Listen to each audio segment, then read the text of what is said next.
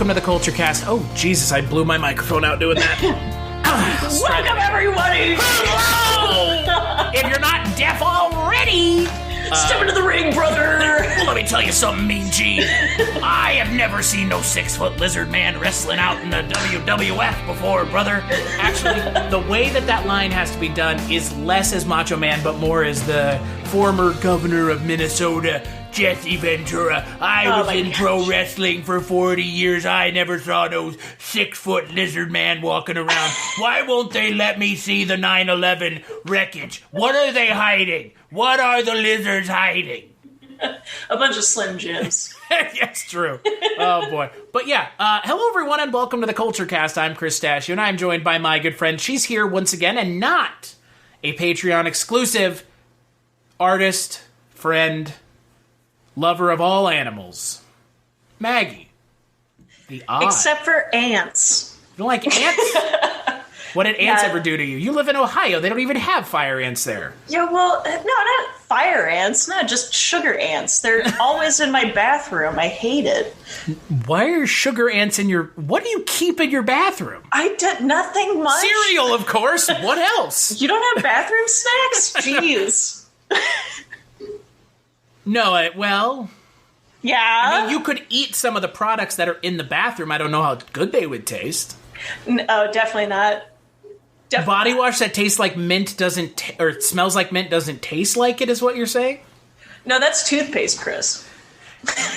Oh, is that why it tingles? Yeah, that's the minty taste. Have you ever thought about, this is a complete weird tangent, have you ever thought about eating toothpaste, like when it's in your mouth? Oh, dude, I was hyper aware of it as a kid. Like when they would do that fluoride stuff at the dentist, and they're like, now don't swallow this. And it's like, why would they make it flavored like sugar, though? So that if you do swallow it, you have a taste for it, like blood. Yeah, exactly. It's little kid nicotine. Ladies and gentlemen, this woman has a taste for fluoride because she ate so much as a child. Yeah, I'm a healthy youngin'. Well, I mean, look, this conversation that we're having now isn't far from the jerking off of cans that we were watching before we decided to stream here. So, but yeah, so on this episode of the Culture Cast, we're actually going to be talking once again about Indian cinema. And Maggie decided to be on the podcast of the movie that's the longest one this month, clocking it at a breezy 3 hours and 44 minutes. We're going to be talking about 2001's Lagaan, Once Upon a Time in India. You have agreed to cancel the tax of the farmers in Champaner if they beat you in a game of cricket. Yes, sir. We also understand that if you lose, you will cancel their taxes for the next 3 years. Not just Champaner, but the entire province. If they lose, which they will have to pay the Queen 3 times the tax. A young farmer, with the help of a stranger, I want you to tell them that I would like to help them learn the game. Yes, Pimps. must convince an entire village to risk everything and believe that any dream worth having Next time, I will shoot you. is a dream worth fighting for. Columbia TriStar Home Entertainment proudly presents one of the most remarkable productions in India's cinema history. An epic musical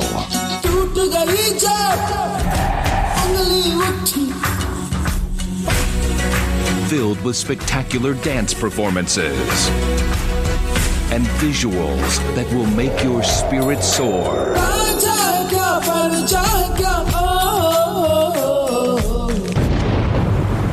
From award-winning director Ashutosh Gowarikar, starring acclaimed actor and producer Aamir Khan, in a motion picture that BBC Online calls an Indian modern classic and a must-see.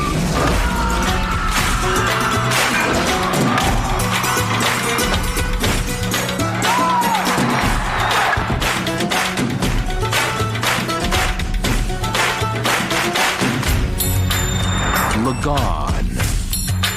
Audience winner, the Locarno International Film Festival. Which I think we should mention before we talk about the movie, terrible subtitle for a film. Yeah, it's cool. I'm pretty good with not having any more movies labeled Once Upon a Time in. Also, this movie's not a Western. No. It is an epic musical / sports movie, but not a Western. Yeah. Where did the Once Upon a Time come from? I'm curious, where do you think that came from? I don't know.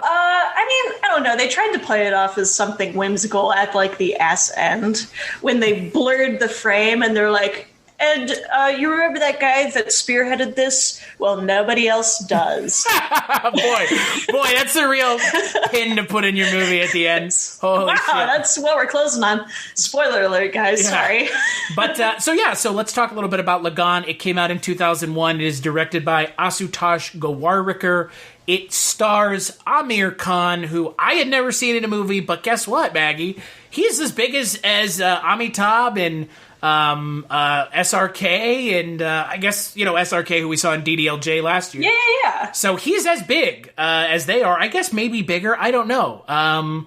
This film also has some narration from Rajnikant. Does some narration in this film, which we'll talk about the narration. It is real bad.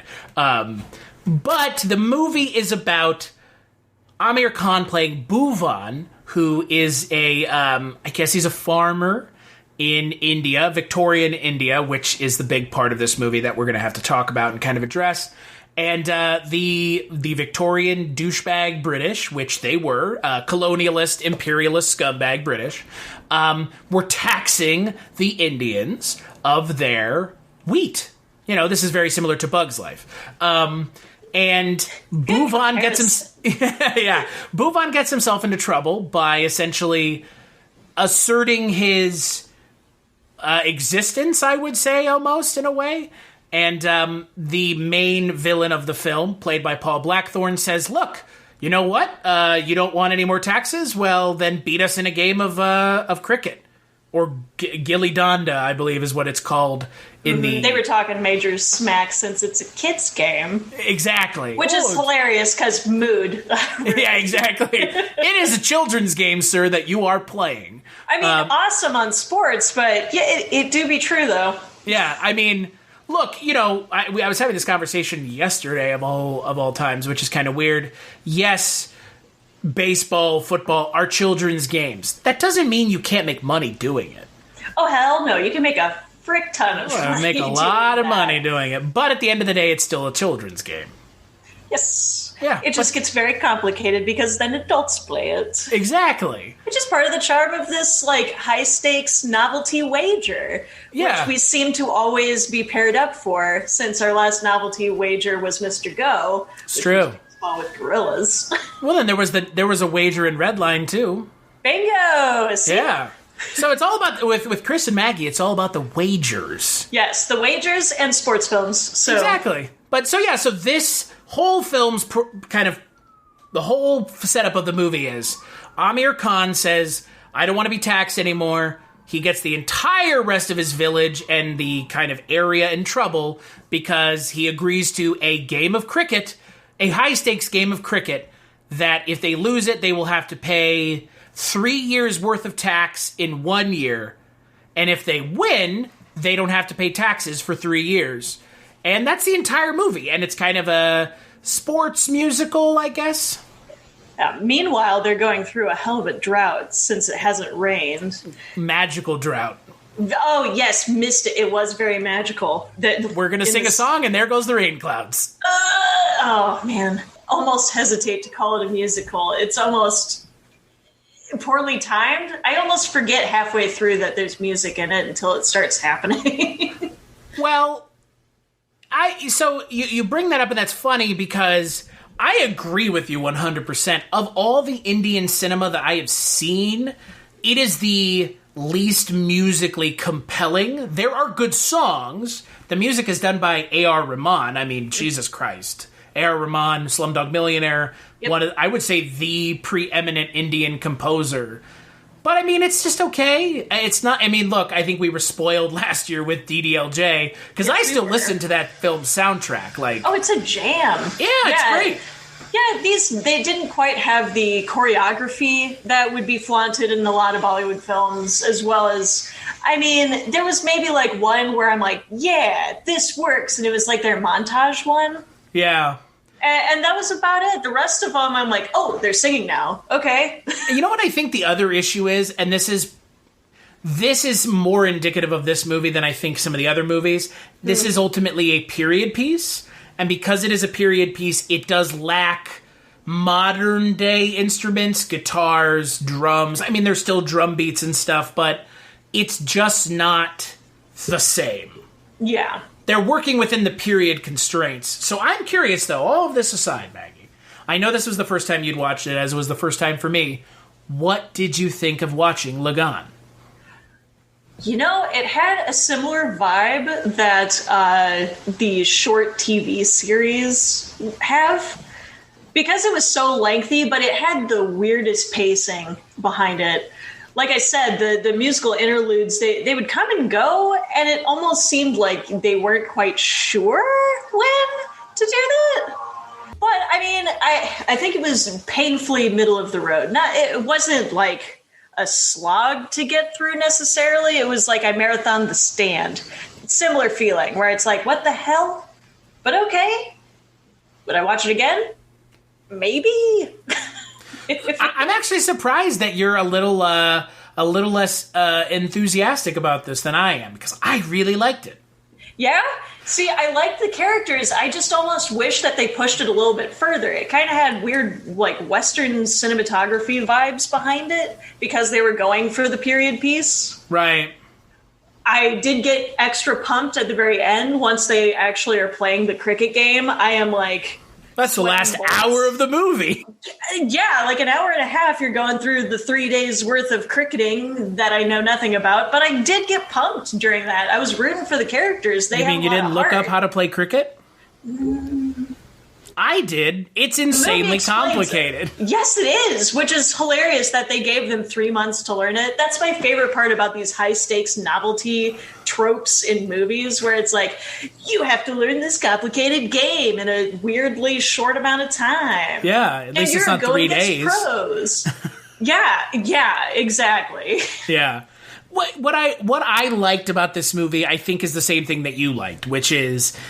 Aamir Khan is insanely charismatic, right? True. Put him up against any American leading man. This guy either hangs with them or blows them out of the water. I mean, again, there will always be something lost in translation when it comes to American audiences watching a non-English film. There is no English dub of this movie. If you want to watch this movie, it's on fucking Netflix. Go watch it. Read the subtitles, guys. It ain't that, like... If I can just get one person to watch a movie that has subtitles in it, I've succeeded. Because, look, this movie is really good, and it would be a shame if you don't get to see it because you don't want to read subtitles. Yeah, that is a lame reason. Like, I still enjoyed watching it. It was just, it did not hit as much as I thought or wanted it to. Sure. It almost felt like it was holding its punches. Because, yeah, all of those characters I would die for. Like, the fortune teller specifically. My freaking dude. I knew it. I thought to myself, like, Maggie is going to love that character. It's either that or the guy that can't speak but just screams the whole time. Like, these characters were fantastic for as ludicrous as they were. Like, they all have, like, such heart behind them. Well, and again, with a movie that's 3 hours and 44 minutes long, they really know how to let the characters breathe. And you feel like in DDLJ, I felt like I took a journey with these characters from start to finish. And I mean, it's like a joke in American cinema that they can't write characters. And in Indian cinema, what do? They wrote characters, but they just don't care that it's a 4-hour long movie. Correct. It's like, the David weird, Lynch problem where it's like, yeah, I don't care how long a scene is. Which, once again, I don't mind the length by any means. I sit through enough operas where it's like, 4 hours, it's fine. But I wanted a little bit more payoff on that one. I definitely agree. I was spoiled by the other viewing experiences that I've had with the Bollywood cinema where it's like, I wanted a little bit more cohesion. And I would have liked the British dude to get slapped in the face. So let's talk about the British folks.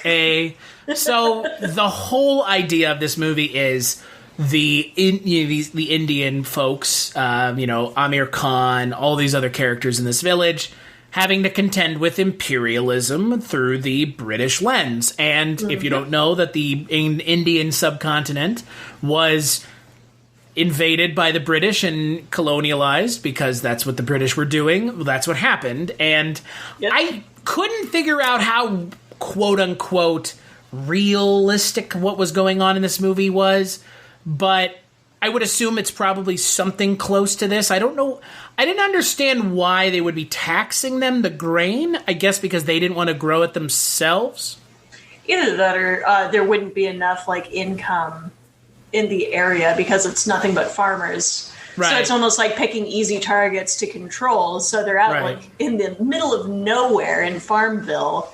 And what do they have? Well, they have stuff that we could trade across the continent because a bunch of people want exotic stuff. Exactly. Like their frickin' grain.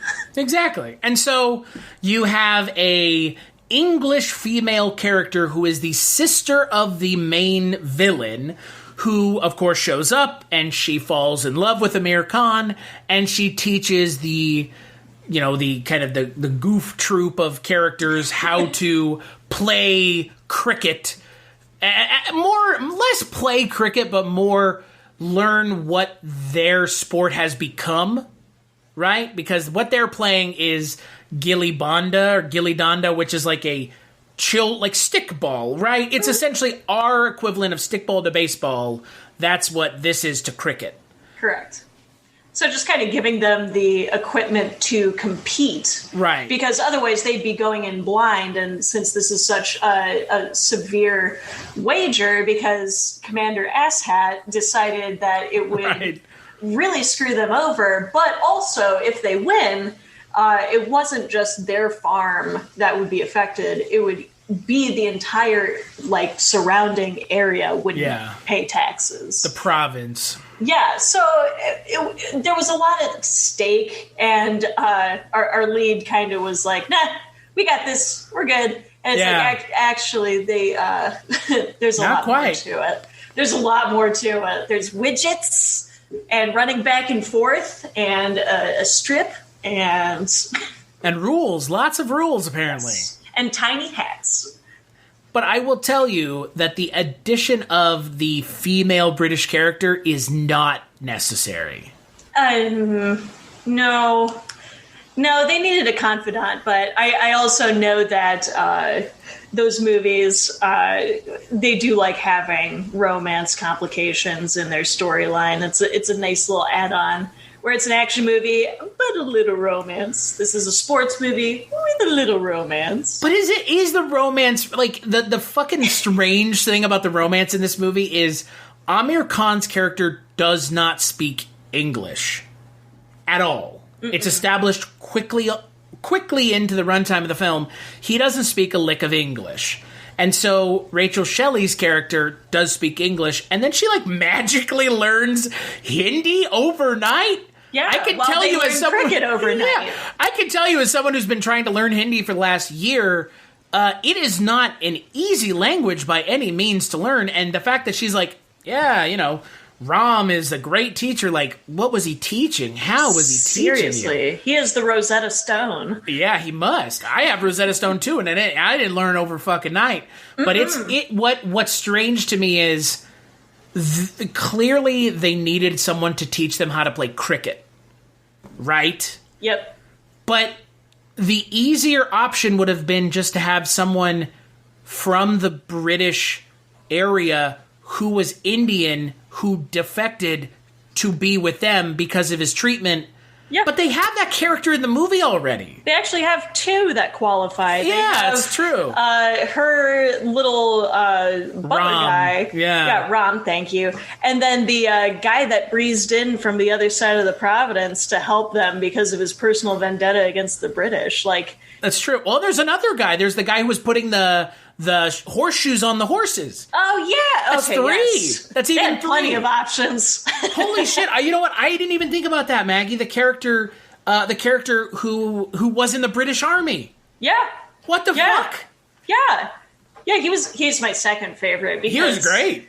He's the Piccolo of the group, and I love the Piccolos of the group. Strong silent type. And I'm the enemy, but now I'm friends with my friends, so that we could communally screw the British over. It's true. It is weird to me because look, Rachel Shelley's not bad. I've seen enough the L Word to know that she's a good actress in other things. Yeah. But her addition here is unnecessary, and then when we get to some of the songs later on, it is laughably bad. It's laughably bad is a good description. It's distracting. I mean, you have a traditional Indian cinema film, which it's I would say it's one of the better songs in the film, and then all of a sudden you just have her singing in English. Just a weird add-in. I get that it was the early thousands, but we don't need to be showy about it. No, it felt tacked on. Very, very tacked on. And honestly, the romance between her and our lead was really... It was so bland, I didn't think that she was even, pursuing that until the end. Was it like the daring and garishly handsome native savage boy? That's what attracts me. That's what it felt like. Right. And that he has a vest and earrings. I exactly. like him. He's wild and he's ethnic. He stands up to people. Yeah. It all smacked for a film where there are lines where it's like, kill the white people. Right. And then you have a character who's like, I want to fuck our lead. And there's a scene in this movie that I really take not offense at, but there's a scene in this movie that doesn't really play well. And you have her talking to Aamir Khan, and she's like, I can't say it. I don't want to say it.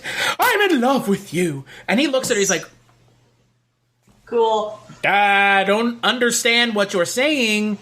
And that strikes the core of my issue with that character. It's like, why are you in this movie? Yeah. Please leave. Yeah, I didn't get it. And then at the end of the movie, she just leaves anyways. Yeah, exactly.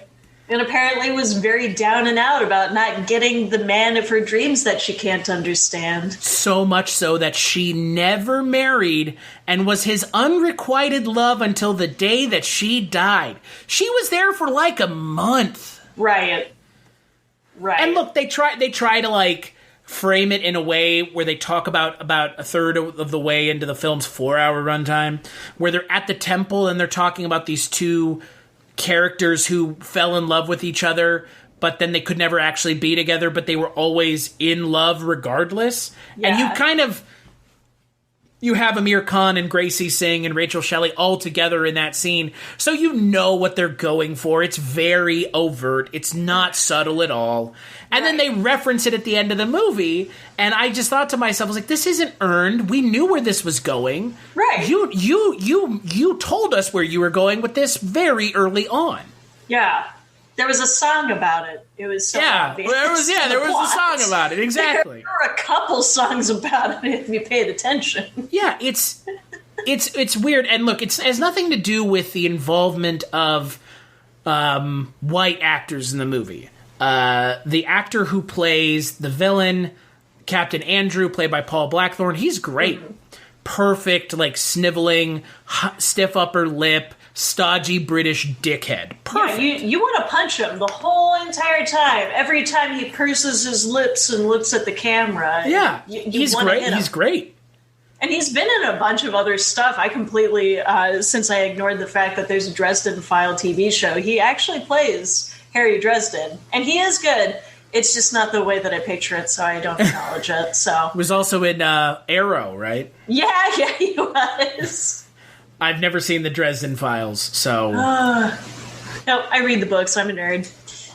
Yeah, good.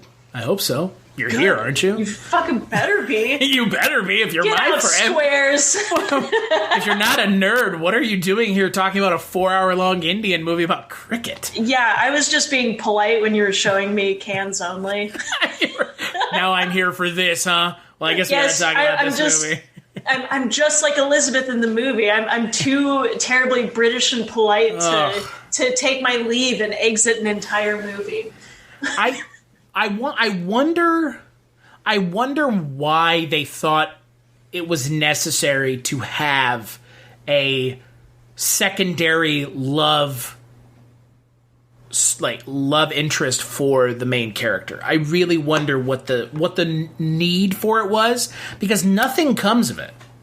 Yeah, I don't know. It could be either between they just kind of wanted the complicated love triangle type of thing, or they could have gone with like some humanity.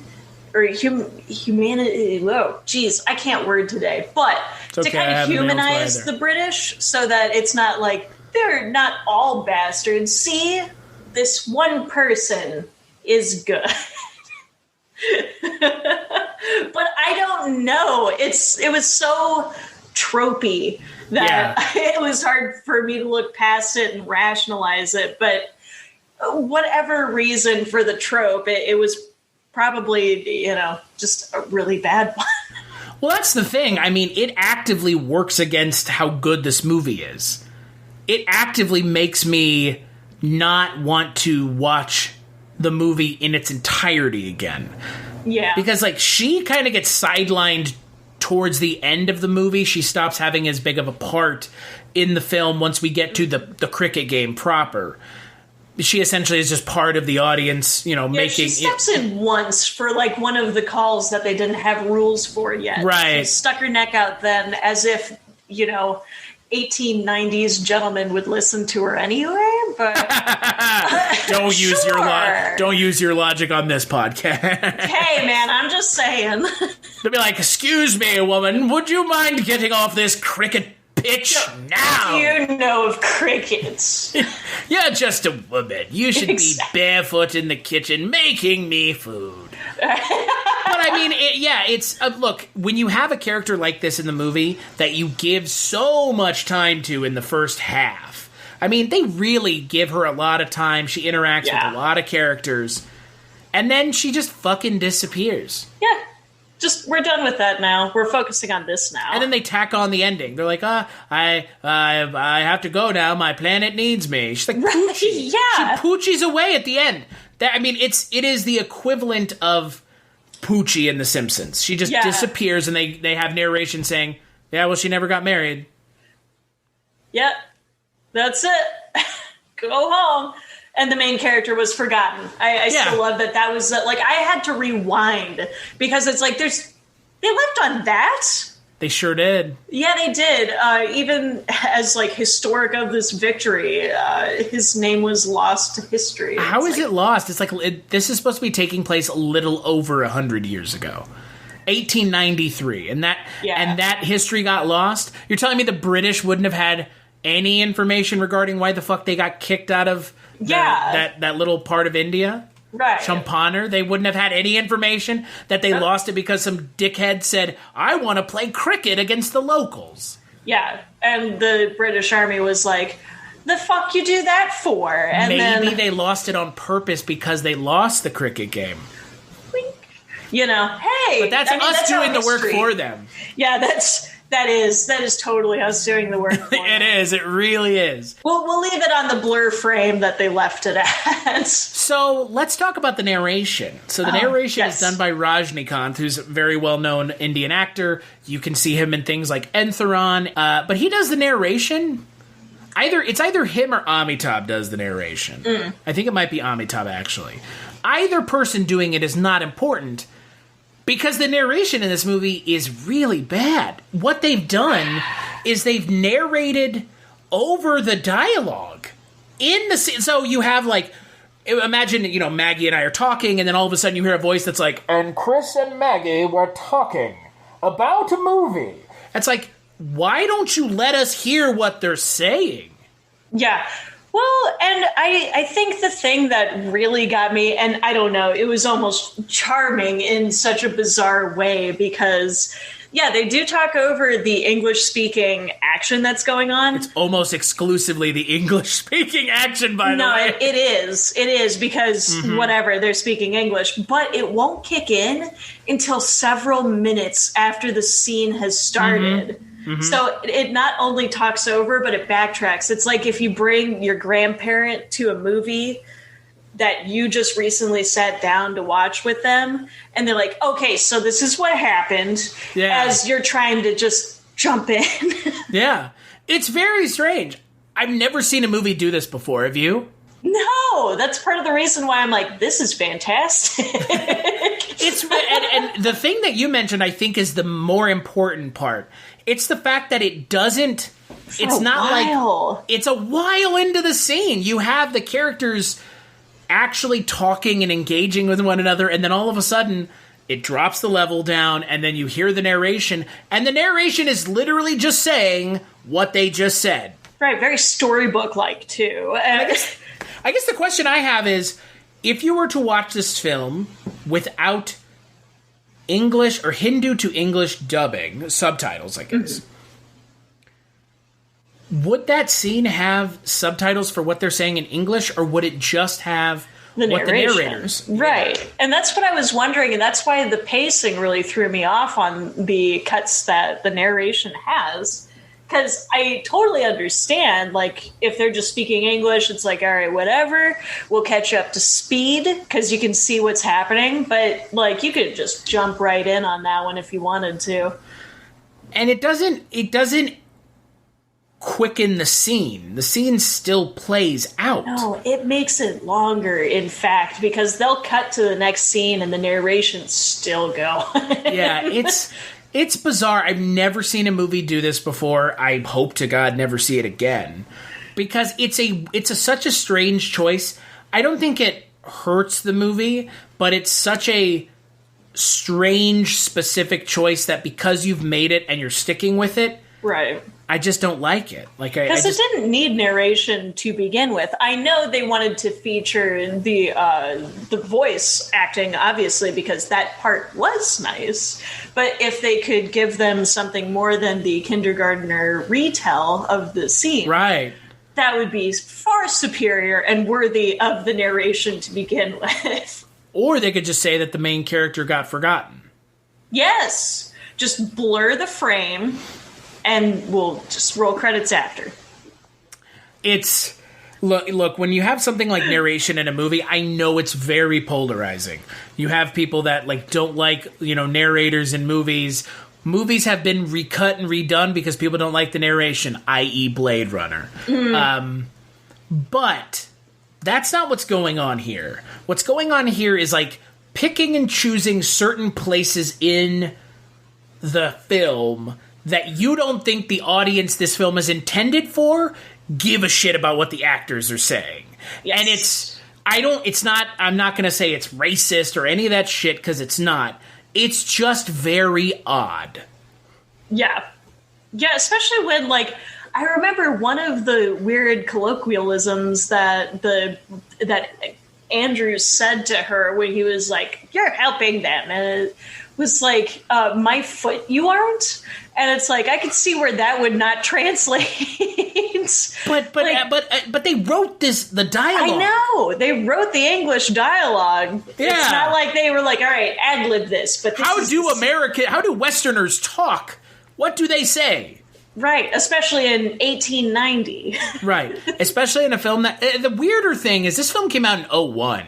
Yeah. This is not like 1965 where maybe the Indian audiences have no interest in Western filmmaking or Western actors. It's like, no, this is in 2001. This film is nominated for an Academy Award for Best Foreign Film.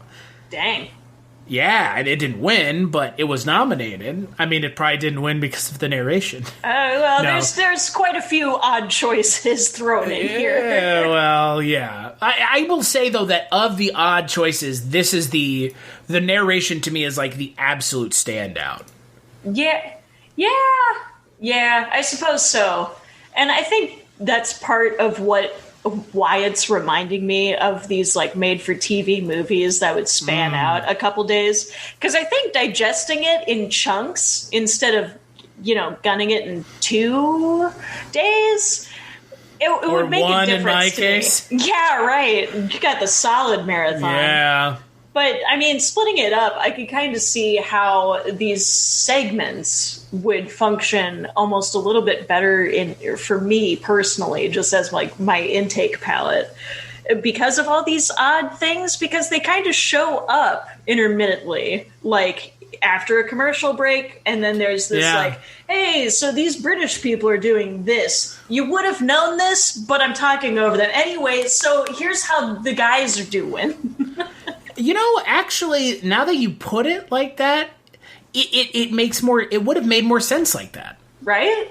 And like that grand finale would have slapped. I'd be like chomping. The whole at the episode is the cricket game. It would be the last day of the cricket game. Would be the final episode, because that was a solid bulk chunk, and man, that was dismal, just seeing all of the batters just getting knocked off the list, and it's like, oh, no. It's, I will say that the finale of this movie, other than the fact that it's, again, well made, it's a technically impressive piece of work, right? Like, this is a technically impressive film, especially the finale, because filming sports convincingly can't be easy, and then filming a sport like this where you have to be in front of those, I mean, the camera a lot of the time is essentially over the shoulder of the other batter, because in cricket, so let's just get this out of the way, cricket is not insanely complicated, any more complicated than maybe basketball, baseball, football is, but I have the ability to know what those are because I've seen those a million times, as I'm sure so many of us have, even if we don't want to. But cricket is essentially baseball. Cricket, what cricket is you have two batters standing opposite from one another, and then you have a guy who's throwing the ball, and he's trying to throw the ball to hit the wicket, which is the 3 pieces of wood that have 2 little pieces of wood on top. You're trying to hit it to out the batter. And then the batter can hit the ball in 360 because it's a round arena, unlike not like baseball, because baseball behind you is not really in play, it's more in front of you, and in cricket, the person who throws the ball is trying to hit the little wickets, and the batters are hitting the balls, and when they hit the ball, in baseball, instead of running the bases, they run back and forth. So there's 2 batters, and they run back and forth from one another, scoring runs. And then when they get out, they're out for good. Yeah. This is almost like one and you're done. Cricket is normally played. There's 3 different kinds of cricket. One of them is test cricket. One is, I think, 1 or 2 day cricket. And then there's tournament cricket. Cricket normally takes like 2 or 3 days. To play. So with that out of the way, you can imagine then if they're capturing this footage as realistically and naturalistically as I think they really are in this film, the amount of work that went into these scenes is just, I can't even fathom it. Oh, especially for the actors. I remember going through it where it's like, whatever like scoffs that I had at like the oh darn reactions every now and then, it's like, but mad props to the people who are actually, one, hitting the ball, because all of these people are actors. Yeah. And cricket bats are insanely unwieldy, in my opinion. And the ball is tiny. Yeah. And because since it's not like baseball where you have to have the ball shooting straight at you, you can bounce it. Or throw it up and over them, even. Exactly. Yeah, it's which is what your favorite character in the movie does to get one of the batters out. He parabolically throws the ball up and over him to hit the wicket. I mean, look, it looks fun. It bums me out that cricket isn't a thing in the United States, because as someone who has had the opportunity to go to India and watch cricket with people who live in India, who I can tell you, one of the funniest nights I've ever had in my entire life is at a 5-star hotel in India. Cost $20 a night, because of course it did. Getting drunk with a bunch of Indian guys who were friends of my friends that I was there with, that they worked with. I don't know shit about cricket. I know more now than I did 10 years ago. but just being drunk and watching cricket with people who love cricket is so much fun. Honestly, I never minded the, I'm not much, I think football's the only one where I'm like 50-50, but like my parents, they are always watching baseball, and I keep up with it just to kind of have that familial thing, because we grew up in a baseball house. Like my sis did the softball Your house thing. was a baseball? It was a baseball. Did they have a hard time keeping it in the same place at once? And it smelled like a bowling alley shoe. I was about to say it smelled like leather all the time. Leather and mud. Delicious. Do you know that thing about the mud with baseballs? Do you know about that wacky shit about the mud? What? There is one... this shit's going to blow your mind. There is one swamp in the United States that only one family knows about, and that is the swamp that they take the baseballs to, the baseballs for the MLB, to rub them with mud. There's Condition a secret the leather. swamp? Secret swamp where they rub baseballs with mud for the MLB. Did I just blow your mind? Nobody knows about this shit. Yeah, because I want a secret swamp. What the fuck? Yeah, I forget it was a CNN or somebody, but there was this whole like video. These people are like, we can't tell you where it is. We'll blindfold you, but we go to the swamp where the mud, there's something special about the mud, and they're hand rubbing the baseballs with the mud, and then they're dumping them in the bucket to send to the MLB. Dude, that sounds like the way back in the America days where it's just this sideshow carny guy coming, step right up. You want luck? We'll give you luck. And then he just... I got these mud baseballs here. Yeah, it's like selling sea monkeys. That's genius. You're making so much money just because of your mystic mud. And you know what? Awesome. They have. They're like the only people who do it, which is fucking wild. Yeah, for whatever reason they came up with or scientifically exist, those people, I'm sure, are sitting pretty. That is insane. Superstition, I think, is probably part of it. Yeah. Baseball's like the dude, superstition sport, right? Like, I think any sport could be the superstition sport. Yeah, that's if fair. we can make a buck on it. So what we need to do, Chris, is we need to find some secret dust or some secret fucking flour technique. I don't care if it's just water these and drug flour. Euphemisms? Oh, yeah. Secret powder or a secret flour? I'm just saying, if we find a swamp. That's now we're looking for the swamp. Yeah. So what you're saying is we need to find a swamp where we can make our magic powder and our magic flour, and then hopefully not have the DEA show up and take us to prison. No, that's why we need to like sign on some sport so that nobody's getting in trouble. Oh, they're all taking the secret powder. Yeah, so we need an obscure sport to just cornerstone on our magic mumbo jumbo. Let's bring cricket to the United States. Excellent. Is it weird that we don't play cricket in the United States? What's the deal with that? I mean, I guess we have a hard enough time with soccer as it is. I think it's just because, like, most short-sighted people are like, well, that's just a bastardization of baseball. And it's like, it's stickball. Golf is stickball, too. It just has a hole. Yeah. Yeah, I mean, you know, I think for me, as someone who... I like sports. My mom and dad do watch sports now. My mom is a huge Cowboys fan. I'm a Patriots fan.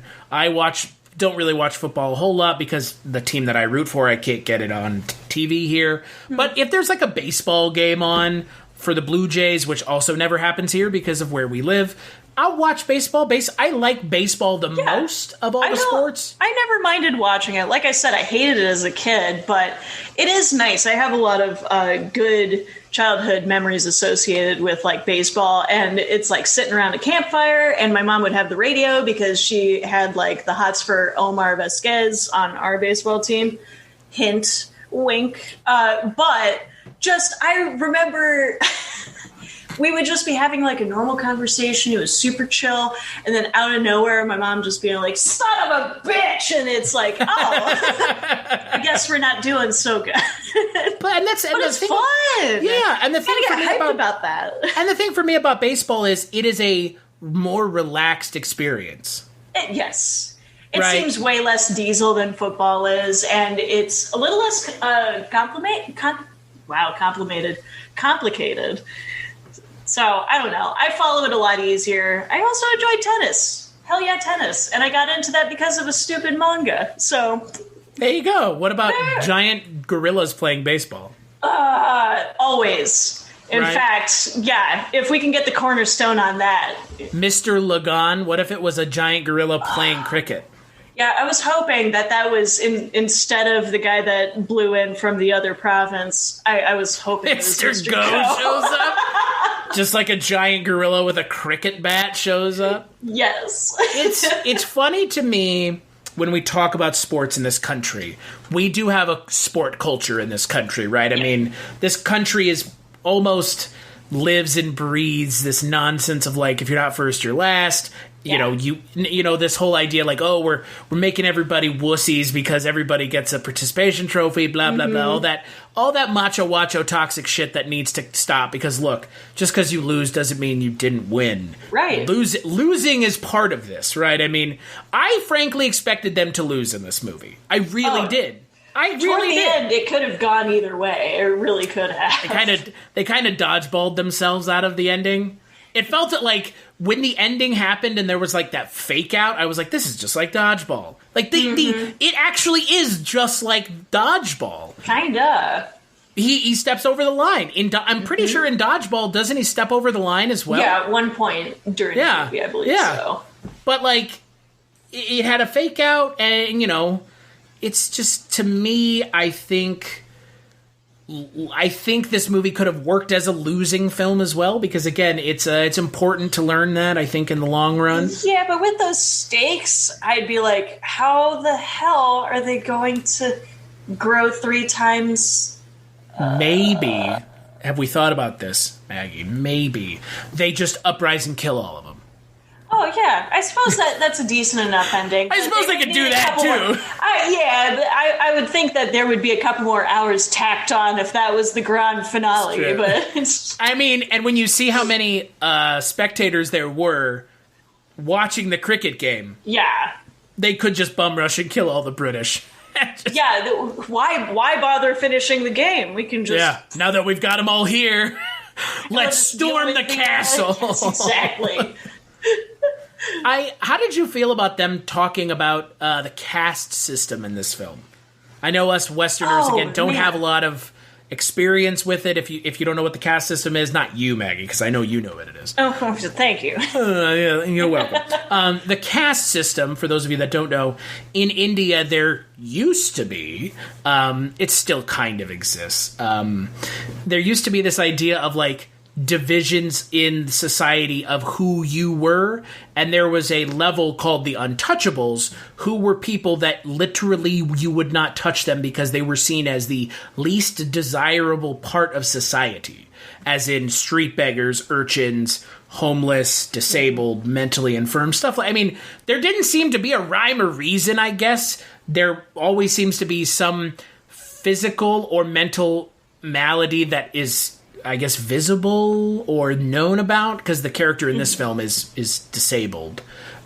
His hand is, I guess they call him crippled in the movie. I don't think we use that word anymore. Right. Thank God. But how did you feel about them addressing it? It felt a little on the nose. I mean, there was definitely zero subtlety, and no, not at all.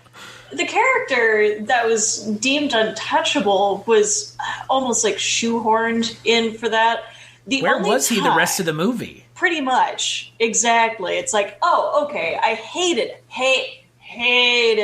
that the fact that they tied it in is because he could throw a mean curveball, and it's like, oh, wow. With his special hand, Maggie. Yeah, with his claw hand. With his claw hand. He has a disabled hand that's given him the power to throw spinning balls, I guess. Yeah, the mystic differently abled is not quite a good look. But I will say... That has fallen out. We've fallen out of that trope. Oh, just please no.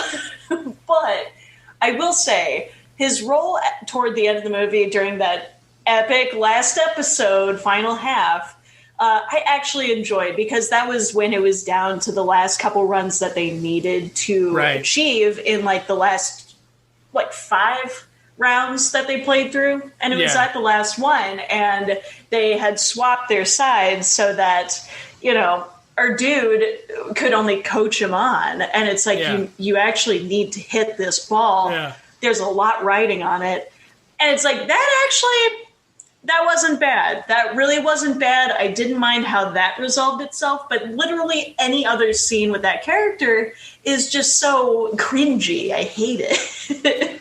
And the other thing, to your point, if they're going to have that character in the final scene like that, have him be the reason they win. Right. Yeah, agreed. Like, he did pull his weight, and I thought it would be really interesting if that were the case. Like, they did a fake out where he does hit the ball, and it looks like it's going out of bounds, but then somebody, like, catches it. Which, oh my gosh, I'm sorry. It just popped into my head. It was one of my favorite, like, random details of this movie that had me cracking up for no reason. But how many times are they fake catching a ball? Because, dude... So many is the answer. Oh, yeah. Yeah. Too many. It's like a kid where they're like, I got it. And it's like, no, you didn't. I can really tell. Didn't. There was no impact noise to any of them. And it's just these people cupping their hands being like, I have it. And it's the finale of the movie. It's the actual finale of the film, which I like the way that they did it, where he steps out of bounds and he's catching the ball. Yeah. Because that's clearly what they were doing, the way that they shot it. They're shooting it from, like, his, like, chest up. Yeah. And you can see the reaction of the people in the background before he realizes what happens, which is really clever. Mm-hmm. But, yeah, that, that is not... Yeah, all throughout the movie with those fake catches. Like, I understand... You're working with actors and you're doing a shit ton of takes and it's already hard enough doing the lines and stuff. You don't want to have to be like, and you catch a ball on top of it. But also, I don't know, just have somebody off screen doing like the little toss.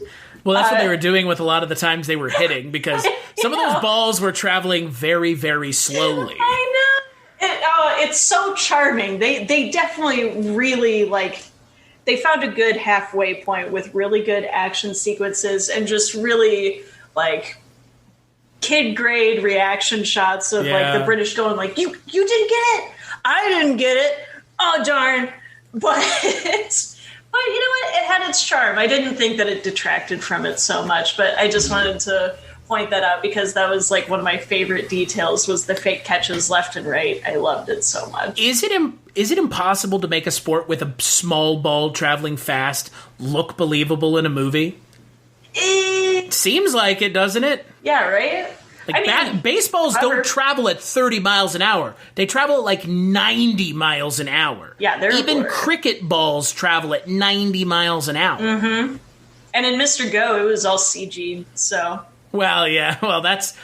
I mean, in my opinion, that's the acceptable answer, right? I mean, if your pitcher and your batter are already CG giant creatures, you might as well just throw the ball in. Why are you throwing the ball? I was talking about in movies that don't involve giant gorillas, man. I know. Less specifically, the one giant gorilla baseball movie. Yes, but...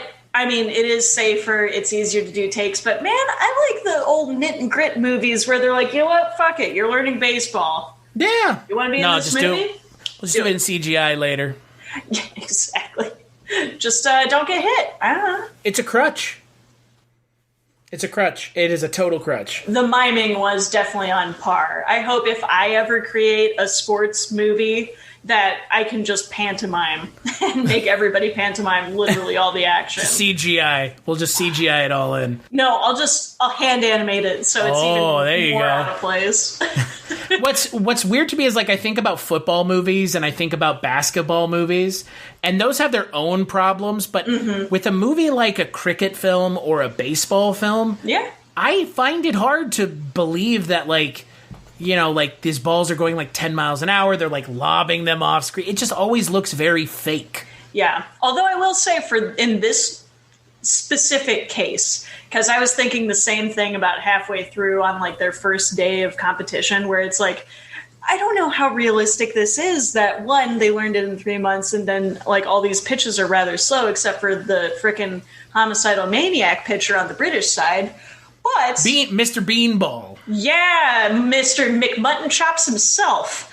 But in 1980, I mean, it's not like it was super duper pro at that point. I don't think that they were gunning for like the 90 mile per hour ball. So I think it kind of balanced it out for like my suspension of belief. Sure. Where it's like, I mean, I guess it'd be a little bit more low key. It's just these British officers playing in their spare time, being rich. Like, yeah. At least it's bored. Not pros. Yeah. But, like you've mentioned, I do like a lot. I do like a lot of what's going on in the sports action scenes, because that is the brunt of this movie is like learning how to play, and there's like these montages. I think you could have cut like an hour out of this movie. Ooh, boy. Yeah, the training montages were 50-50, but I will say the action does carry the movie quite nicely. I say an hour only because there are parts that it feels like they're just like, there's like this whole like putting the team together thing that this movie does, and it takes a while. Yeah. It takes a long time. And then you actually have a secondary antagonist in this film. One of the villagers who is in love with the woman who's in love with the main character.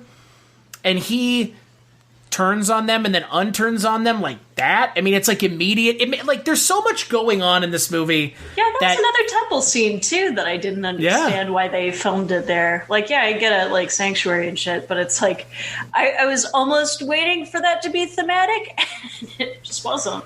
No, like if you introduce a secondary antagonist into your film, they need to be not believable, but they need to have more to them than I want to see you fail because I want the woman that is not interested in me anyways. Which is a fine reason to go rogue, but then don't have a jelly spine and go back immediately after being caught. Exactly. Like, just a little more effort, because that really ruined the character. I was fine with him being a bastard. I'm like, oh, hell yeah, this is going to be toasty.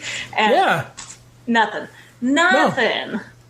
No, it's very strange. I mean, it's, look, Paul Blackthorne is good enough as the main antagonist, so it doesn't really need a secondary villain.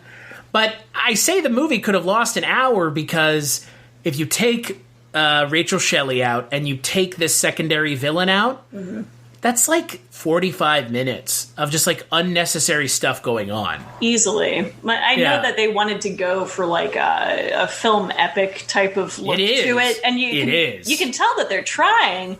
It does not register because of how loosely knit everything is. You pull at one string, it's gone. Yeah. Would you say DDLJ is a bigger epic than this film? Oh, duh. Easily. Which is weird, given that movie's stakes are much lower. Oh yeah, but it's a lot more cohesive and very tightly knit. Like, I think that had a lot more of a direct focus, where this one, it just wanted to tell a story. It wasn't this quest for love and the development of that. It didn't focus on these simple aspects that can be expanded upon because of how good the characters are. This is a plot line with good characters that didn't really have a cohesive direction. They kind of added too much stuff to the mix. They kind of unsimplified it. If it were just about the cricket game, hell yeah. That would have been nice, easygoing, like, you could even keep the initial, like, romance, because, I mean, that was fun. But, yeah, they definitely threw in a bit too much into the mix that they didn't really know where to go with. Yeah, I mean, we've seen in Indian cinema in the past, they throw a lot at the wall. This is a scenario where it didn't necessarily work as well as it has in the past. Correct. Which is a shame, because, again, I like this movie, but this movie is kind of chock-a-block of problems. Yes, and that's why I think it just functions better as a short series. If you watch it in 4 separate chunks, you'll be good to go. You'll probably enjoy it more. Yeah, like, watch it, give it a week, watch it again. Same bat time, same bat channel. Yeah. Because, yeah, the actors are really fantastic. And the characters are, I mean, for as little development as they were given, they have a lot of personality behind them. You'll definitely have favorites. That's for fucking sure. Yeah, I mean, again, Aamir Khan, Jess and I were supposed to watch Three Idiots last week. We didn't because Jess was being a responsible individual and went and got vaccinated. What a bastard. I know. Vaccination, bro. How terrible. I know. So I will be talking about Three Idiots in the future with a friend of mine from high school, but Aamir Khan is in that film as well. Mm-hmm. So I'm curious to see his role in that film because he's really good in this movie. Like you've said, the actors are great. Yep. Music is not. The action is fun.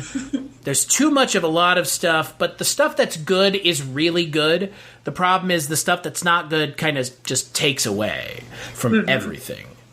And it's 3 hours and 44 minutes long. Like, I know Americans and Western cinema goers have a aversion to long movies. Yep. I don't know why. Right. Motherfuckers go watch Endgame. It's 3 hours long, and there's no problem with that. Yep. So...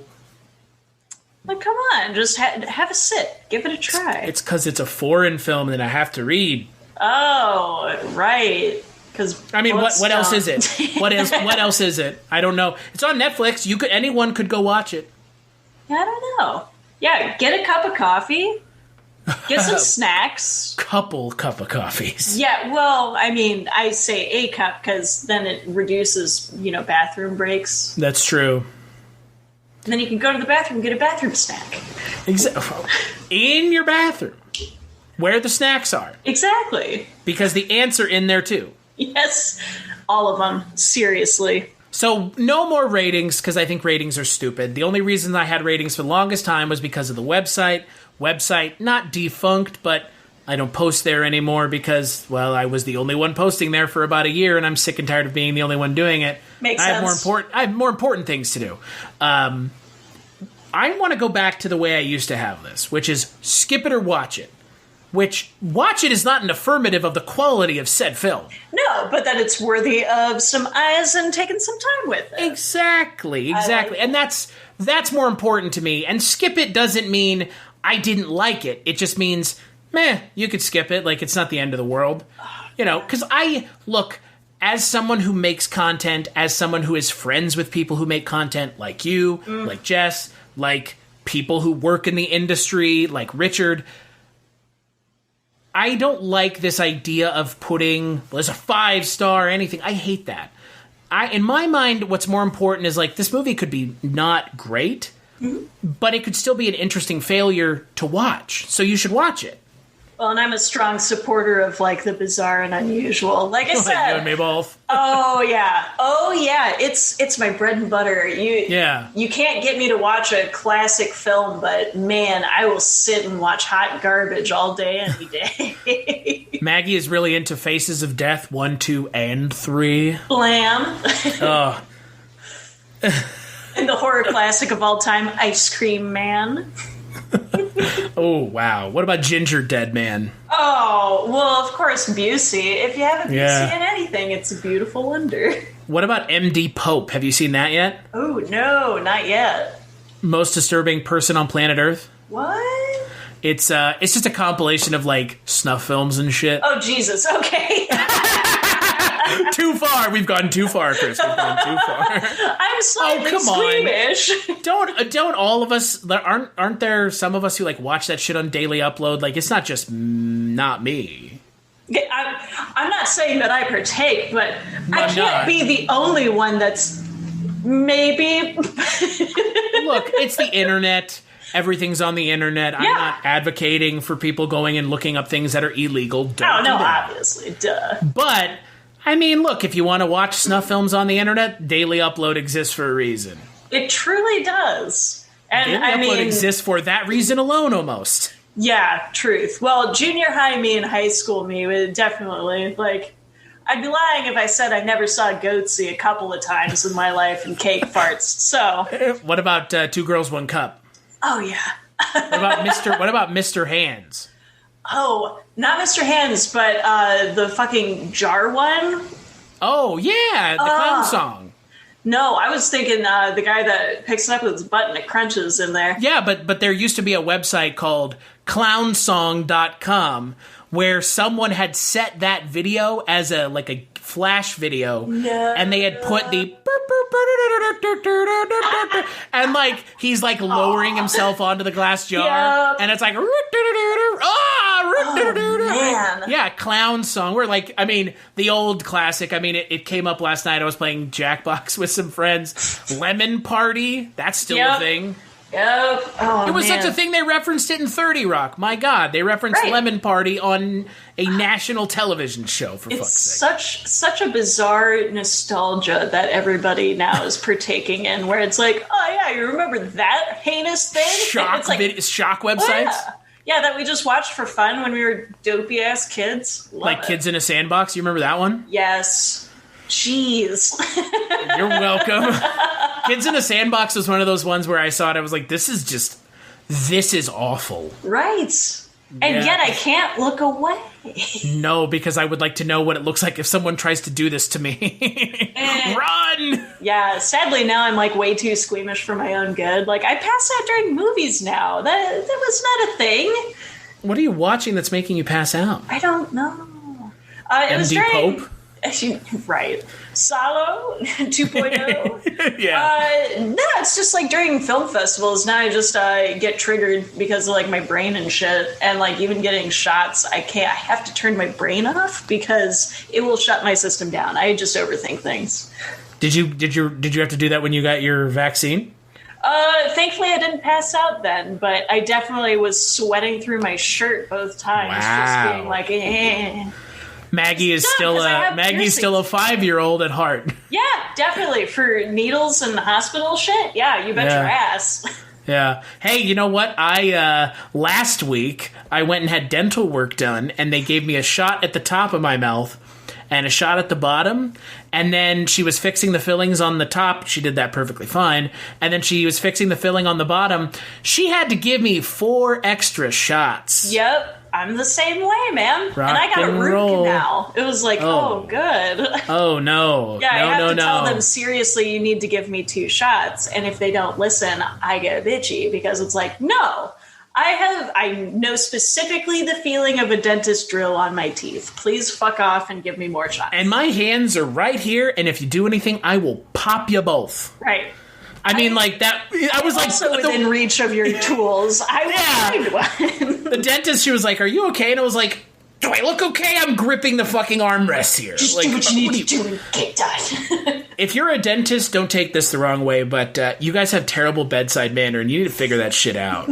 just because we have to go to you does not mean you can treat us like pin cushions that you insert your fucking needles and drills into. Right. And also get worse tasting fluoride so kids don't get addicted to that shit. That too. Bringing us all the way back full circle. I can't help Maggie, it. I got it. Yeah, you got it. You did it. I didn't have to. You did it.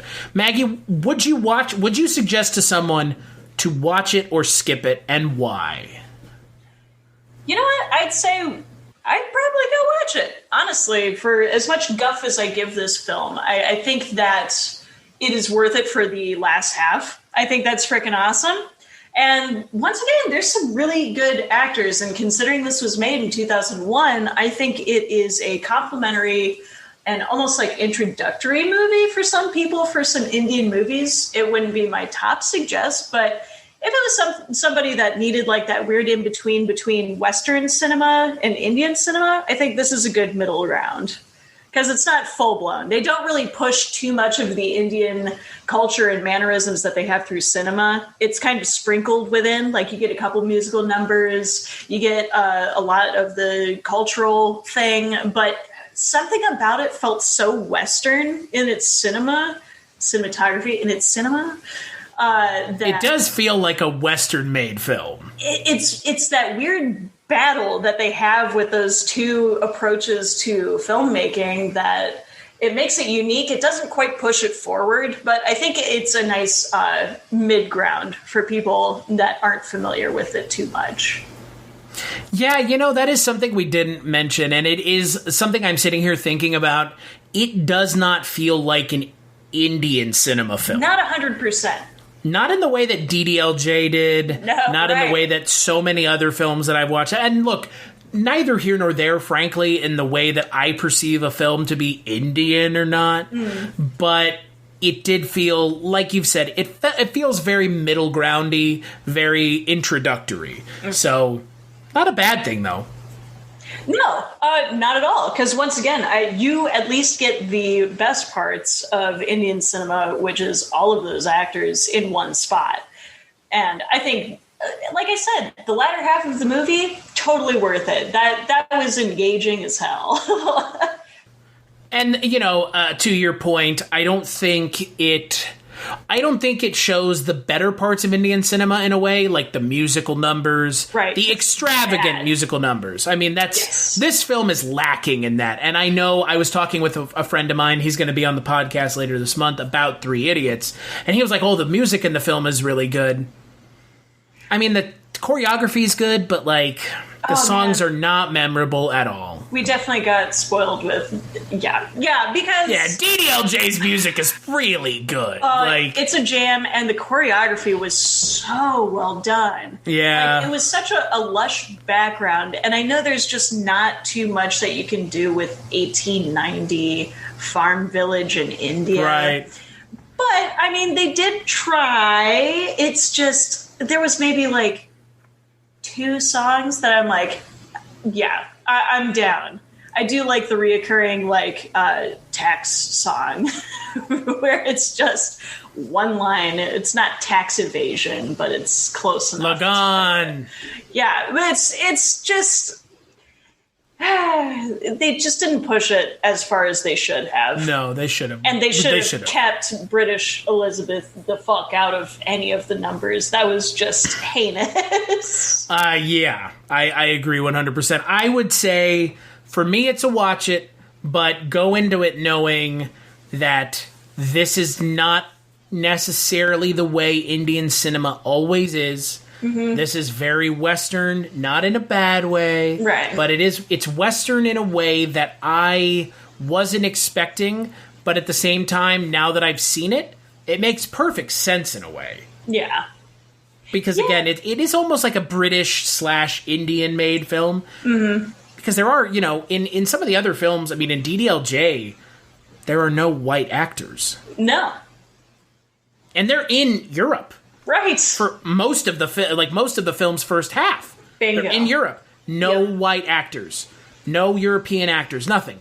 But in this film, obviously, because it's Victorian era India, which I thought was interesting. It's just, like you've said, it puts these kind of constraints on everything from the start. And those constraints bled into the music, bled into really the music. I think the music is the thing that suffers here the most. Yeah, because it's such a cornerstone of Bollywood as a whole. Yeah. It's like, we're almost like chomping at the bit for seeing how you're going to pull this mess off. Like, come on. Yeah.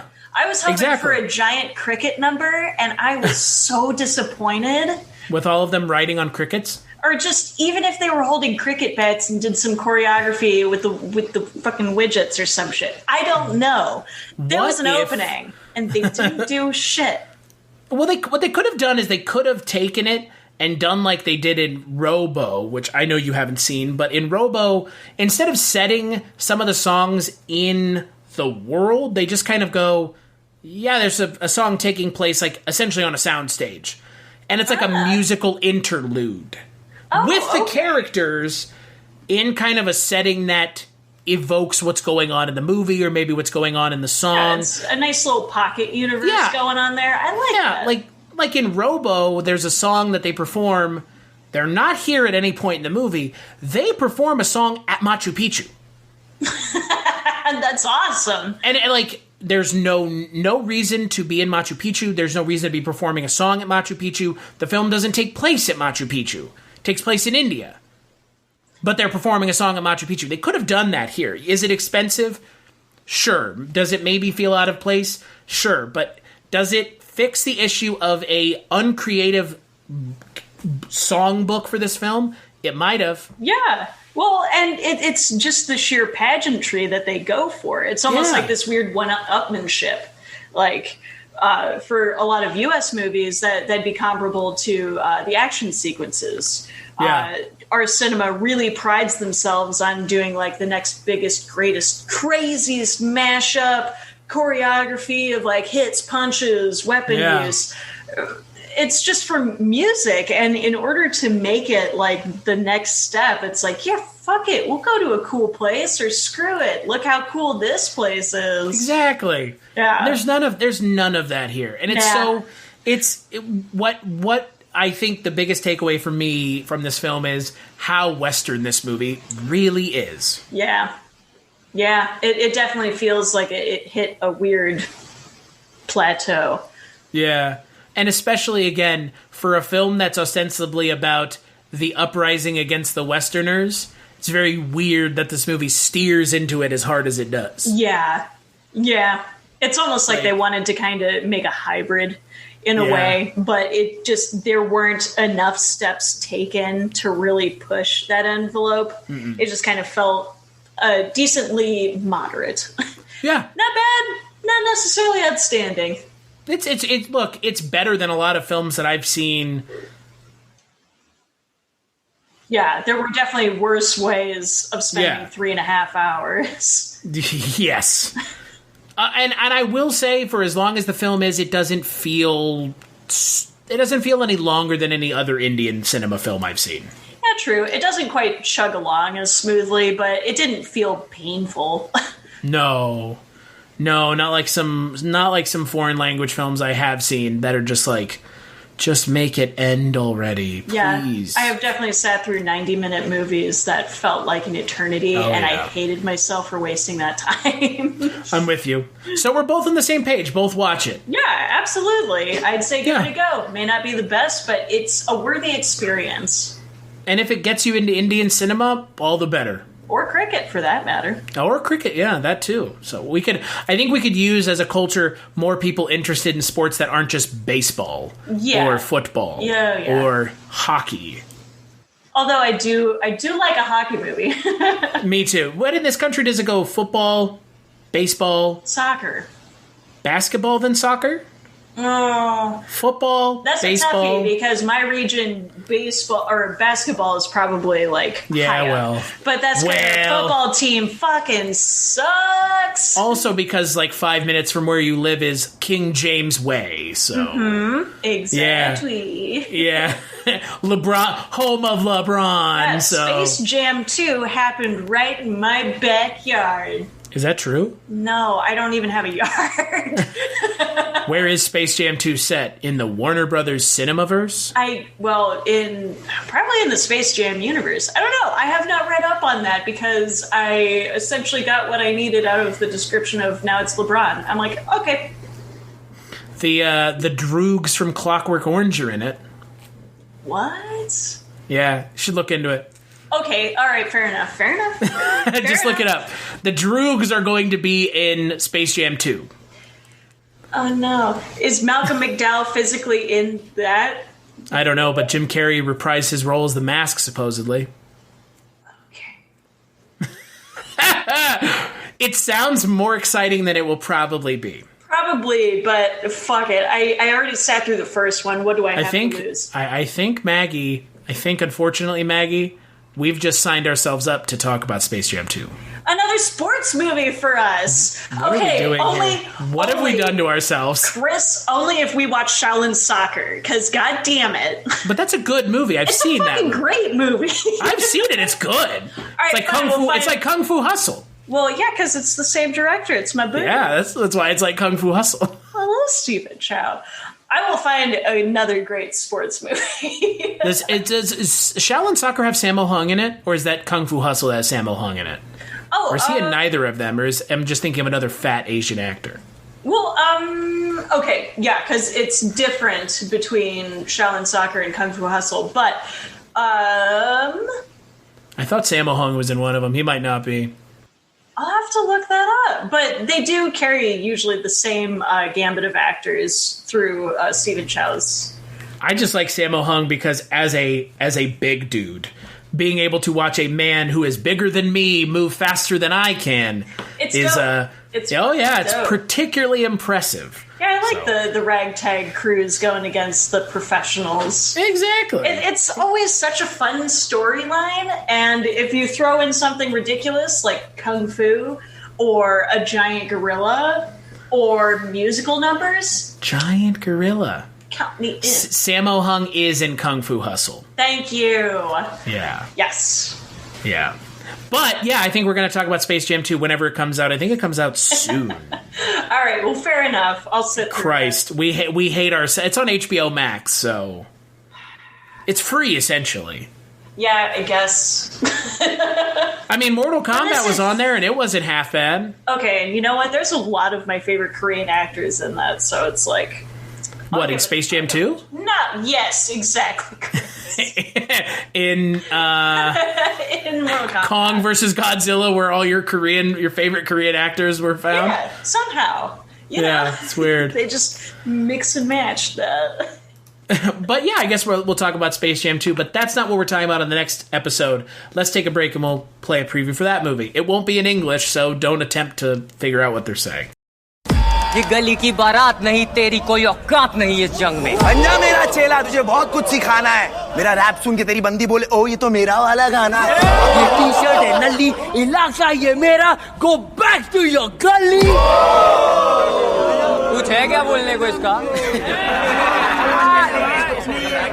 अब बहुत बेटे चुपचाप क्या घंटे का इंसाफ देश कैसे होगा साफ इनकी नियत में है दाग सिर्फ छोटे मेरे को लगा था वो रैप भी का बहुत शौक है करके इसको रैप बोलते हैं ये देख मेरी गाड़ी मेरे जूते ये देख दारू छोकरी सफीना तुम्हें कुकिंग आती है नहीं लेकिन अगर सब कुछ सही रहा एक दिन मैं आपका लिवर ट्रांसप्लांट कर सकती हूँ हाँ मेरा भाई ये तो नोटों की सरकार है ना नोट से बनाते अपने बेटों को ये स्टार मेरे बॉयफ्रेंड से गुलू गुलू करेगी तो धोपतुएंगी ना उसको अच्छा बहुत बड़ी गुंडी है तू अच्छा छोड़ ना सॉरी फिर से नहीं होगा ऐसा कहा मेरी कसम मर जाएगा तू अकेला इंसान फिर गाड़ी तेरी 4 क्यों घर में है 4 फिर रूम्स तेरे 8 क्यों कोई बड़ी मुराद अगर सपने में दिख जाए तो उसके लिए ट्राई करने का ना कुछ जो करने का है तो कर अब बोलो आसादी तेरा अब्बू एक ड्राइवर है नौकर का बेटा नौकर बनेगा ये फितरत है अब बोलो आसादी कितना कितना पैसा झोंक रहा हूँ मैं पढ़ाई में ये पढ़ाई कर रहा है ये रंगापा कर रहा है ये अगली बार अगर देख लिया मैंने समझ लेना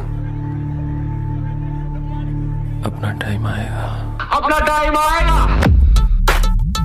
जितने भी चीरफाड़ आर्टिस्ट हुए ना आज तक सबके सब भूखे फक्कड़ हालत ऐसी जो मिलेगा नोच खाएंगे बीट चुरा के फिर उसी भूख की कहानी बना के बोले फिर जाके कुछ उखाड़े उठ जा अपनी राख से तू उड़ जा अब तलाश में परवाज़ देख परवाने की आसमां भी सर बस ये तो तेरे अंदर की सच्ची कहानी तेरे अंदर का लावा फट के बाहर आने दे अब हौसले से जीने दे अब खौफ नहीं है सीने में हर रास्ते को चीरेंगे हम कामयाबी छीनेंगे सब कुछ मिला पसीने से मतलब बना अब जीने में क्यों तू कौन है क्या औकात क्या तेरा कोई दूसरा मेरे को बताएगा मैं कौन है क्योंकि अपना टाइम आएगा तू नंगा ही तो आया है क्या घंटा लेकर जाएगा अपना टाइम आएगा अपना टाइम आएगा अपना टाइम आएगा तू नंगा ही तो आया है क्या घंटा लेकर जाएगा अपना टाइम आएगा अपना टाइम आएगा अपना टाइम आएगा तू नंगा ही तो आया है क्या घंटा लेकर सलाम ठोक सर झुका तू दुम दबा चल रास्ता नाप ले कपड़े सिला ले खुद के दम पे नहीं लिए मैंने अपने बाप से अपना टाइम आएगा अपना टाइम आएगा That's right on the net. It's not. It's funny. I put the trailers on and they're just like fucking speaking Hindi and it's just like, you won't know what this is until I tell you anyway. Oh, Chris, you know what you need to do is when you're playing the trailer, wait 2 minutes and then start narrating what just happened. You're right. You're right. Do it. And this is a trailer for... But yeah, actually, on the next episode, we're going to be talking about Gully Boy, which is a more recent Bollywood film that is about a Mumbai rapper. Yeah, I don't know. It's supposedly very good. Cullen and Richard are going to be joining me. I will still go on the record and say the best Bollywood film, Indian cinema film that I have seen was the one that Jess and you and I watched together, DDLJ. Yeah, that was fantastic. I don't watch many movies. I don't start movies at 1 o'clock in the morning that are 3 hours long and watch them till the end. Oh my gosh, yeah. Yeah, because all three of us last second watched that one being like, how are we going to do this? It's like 4 hours long. And it's like, oh man. Yeah, why didn't I start this earlier? I would have watched it like 3 times by now. Exactly. And that was a year ago, by the way. That's a fucking horrifying realization. I know. I know. Time is a terrifying concept. It is. We've all grown so much in a year. We've all grown so much more callous and insular and hateful of everyone but us. Yes. So, you know, we've grown the same direction we were going to grow anyway. Yeah, pretty much. Pretty much. Like houseplants. Exactly. So, Maggie, when you're not here, where can people find you and your artwork? Ooh, jogging my memory. Instagram, Maggie the Odd. I guess I have a TikTok, same name. And actually YouTube too. Hopefully I'm doing a bit more animation. We'll see. We'll see how much coffee I can pump through my system to keep me awake. Hopefully you don't fuck your toilet up doing that, because coffee, man, that shit is no joke. Dude, yeah, it's a system cleaner, but hey, Boy, there. I had my first cup this morning. Time to go sit on the toilet for 20 minutes. Joke's on you. I get my business done before my coffee. So wow. Blush, baby. Even if I get my business done before, there's still business after. That's what happens. Business, goddamn. It's like, I'm going to find anything that's not gone already, and I'm going to force it out of you, man. Even food you haven't eaten yet, I'm going to materialize it. God, there's just this fucking head of celery in the toilet. What the fuck is this? Well, you haven't eaten it yet, but you're going to. You're going to. Congrats on the fiber, bitch. Exactly. As for me, you can find me on the internet at Christmas Claus and at cstashu.com. That's my link tree. Link trees are a thing, and I have one. I don't know why. If people go to it, cool. If not, I guess it's some sort of self-gratification, self-masturbatory thing where it's like, look at all the things that I've done. Ooh, so it's like Xbox when you get trophies? Yeah, kind of. It's like, look at all these cool things. But yeah, you can find me there. And big thanks to you, Maggie, for joining me, as always. Anytime at all. Thanks for listening, everybody. Yeah, and make sure to join us on the next episode, and Maggie will be back. Maggie, when are you going to be back for? Something next month. Ooh. Something Bakshi, yeah? I would be on every single episode of Bakshi. Big Bakshi month. Yeah, and you have me on Hey Good Looking, which Good Looking. It's not my least favorite Bakshi, but it is a mess of a movie, and I love it. And I will tell you, because this is the first time the audience is hearing what we're talking about for Just By Your June, the aforementioned apartment dweller above you. Yes. But we are going to be talking about Ralph Bakshi films, and I have zero frame of reference, and Jess didn't pick the one movie that I do kind of know, which is his Lord of the Rings film. Correct. So it is going to be a lot of things that I've never heard of except for Fritz the cat. So, yes. But it will be a while until you're back on. It'll be almost a month and a half, unfortunately. Yeah. So. But until then, if you want to listen to more episodes, culturecast.com, patreon.com/culturecast. Maggie and I did a Patreon episode last month. $1 is all it takes. There were 2 Patreon exclusives last month. We did Redline, you and I did. Mm-hmm. And then Mark Begley of the Wake Up Heavy podcast joined us to talk about Howl's Moving Castle. Yes, I saw that went up. Oh, dear. Yeah, weren't necessarily as positive as I think I was hoping I was going to be.